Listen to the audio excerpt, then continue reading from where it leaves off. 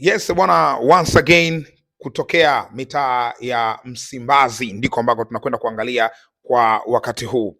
Simba tulishazungumza hapa siku moja iliyopita kama sio mbili kuhusu wachezaji ambao wanapewa thank you ndani ya Simba hawajaisha. Tulizungumzia siku ya kwanza kwamba kuna wachezaji takriban 7 wa Simba ambao imethibitishwa kwamba wameachana nao, wakina Omar Omari, Awesu, Ali Awesu, ameondoka Edwin Balua, ameondoka Musa Pinpin Kamara, wameachana na Shamu Karabwe hivyo na wengine hapo.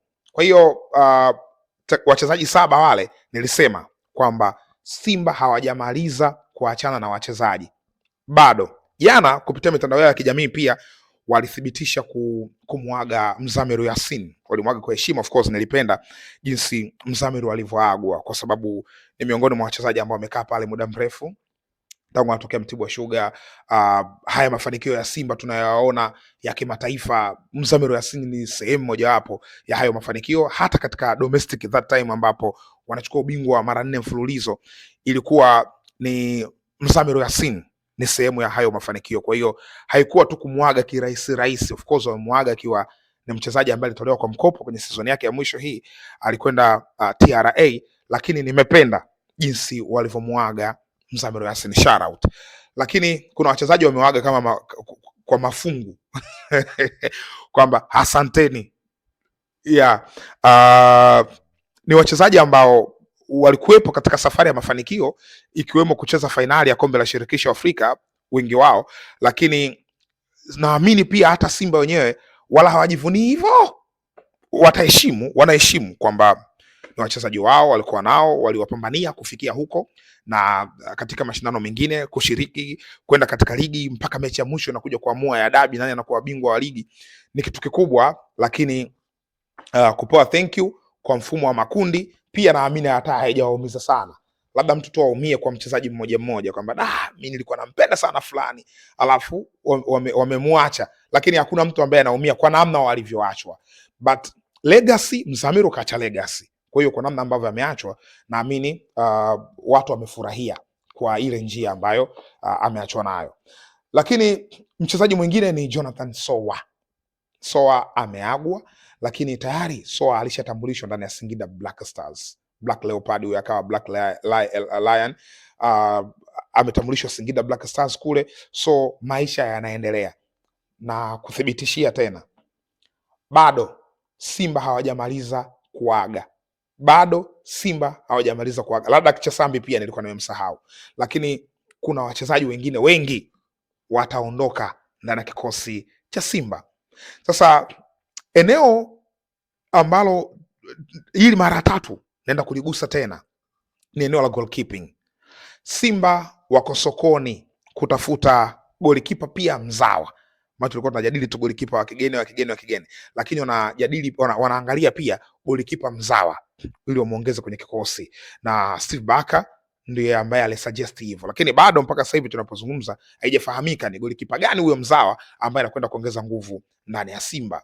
Sasa kimsingi mpaka sasa hivi unajua, ukiangalia Simba ilivyo kwenye kikosi chao, kuna wachezaji wengi wa daraja la juu.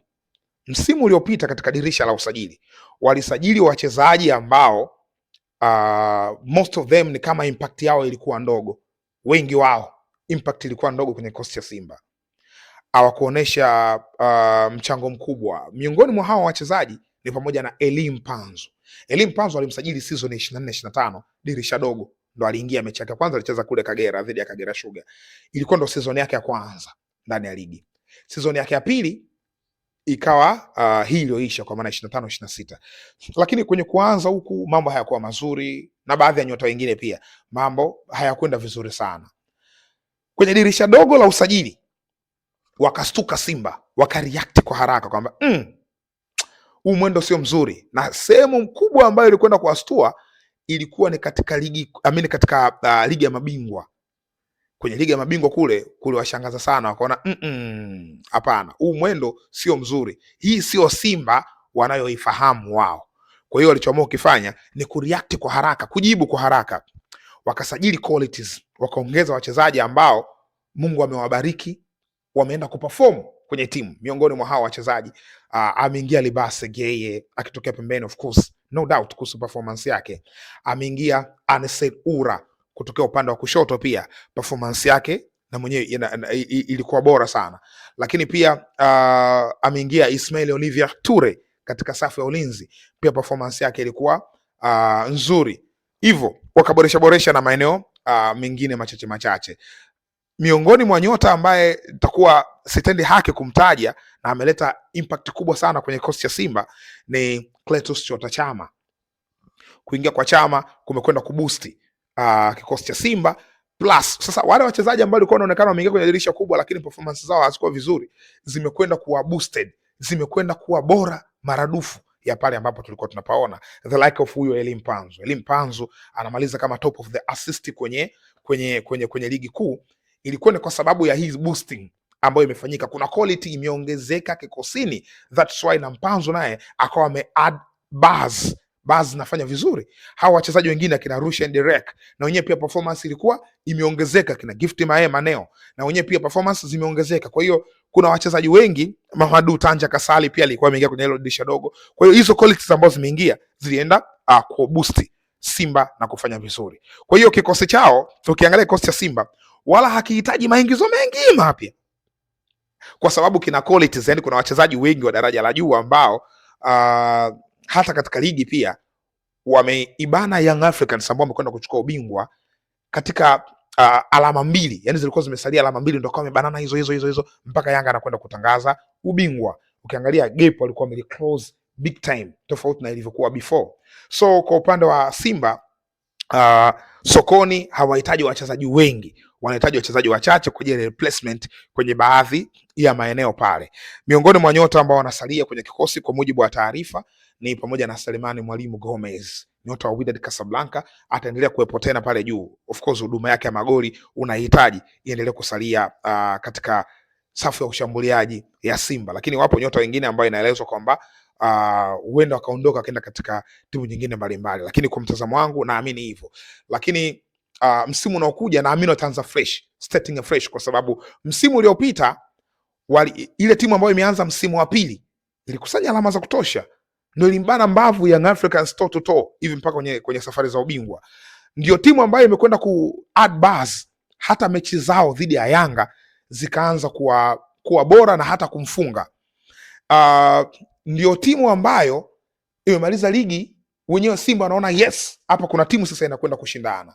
Ndio timu ambayo hata kwenye michuano ya kimataifa mechi za mwisho walienda kufanya vizuri kwa sababu ya hizo qualities ambazo zimeingia. Kwa hiyo sasa just imagine ile Simba ya duru la pili la ligi ndio inakwenda kuanza msimu mpya, plus ku add baadhi ya wachezaji wenye ubora kikosini, na hao nyota wengine ambao tunazungumza tayari wanaelezwa kwamba wameshakamilisha deals, na nyota wengine ambao wanahusishwa nao, na iona Simba inakwenda kuwa threat, inakwenda kuwa hatari next campaign, na iona hivyo. Sasa hivi kwamba watachukua ubingwa wa ligi, watafanya nini, lakini naona inaenda kuongeza ushindani zaidi. Huenda kwa ubingwa wa ligi, ubingwa wa mashindano mbalimbali ambao anashiriki, kurudisha heshima pia katika michuano ya CAF, ni kitu ambacho nakiona. But kitu ambacho naamini pia hawajamaliza kuacha wachezaji wale ambao wanaona kwamba ni less important, msaada wao ni mdogo au umegota sehemu, naamini watawaacha na kwenda kuongeza tena qualities nyingine kwenye kikosi chao. Hilo ndo kubwa zaidi ambalo nalipiga picha kutoka kwenye kikosi cha wekundu wa Msimbazi Simba.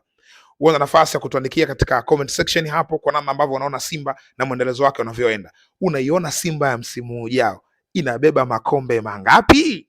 Niambie hapo kwenye comment section, bila kusahau kusubscribe. Hii ni Mzinga Sports.